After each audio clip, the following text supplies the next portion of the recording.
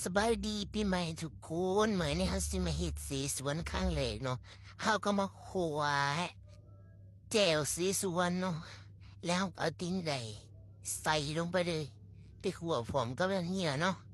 ทุกคนหยุดที่มือเนาะแต่ขอหยุด2 มือเนาะหยุดหน่อยลีจะน่าก็ได้แต่ขัวเอาก็ขัวให้อันนั้นมันสุกเนาะเฮาก็ใส่น้ำลงไปเลยทีนี้คนเนาะพักไว้จังน้อยเนาะ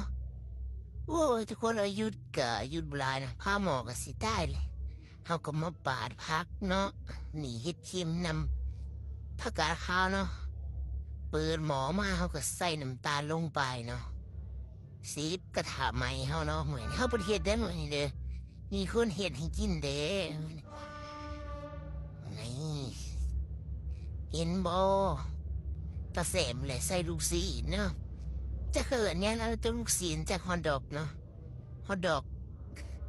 เขาก็ใส่ลงไปเลยนะมันพูดแล้วก็ใส่แล้วก็คนเห็นโบปฏิเสธบ่เคยยินจ้าเถื่อได้ยินได้เขาเอาสีสวนเนาะสีนี่จะสียังสีคนวะโอ้สีหมูเนาะว่าวิทนี่เขาก็ใส่วุ้นเส้นเนาะเขาก็ใส่เห็ดเข็มเดี๋ยวก็ผักสู้เนาะหรือว่ากะหล่ำ แล้วก็ผักกาดขาวแล้วก็ปิดเมาเปิดออกมาก็กินได้นะทุกคนเห็นบอกพูดบอกเลยต้องใส่เวลาสิลองซิมเนาะพูดอยู่โป้อีกอีโน่ทหารของเฮานี่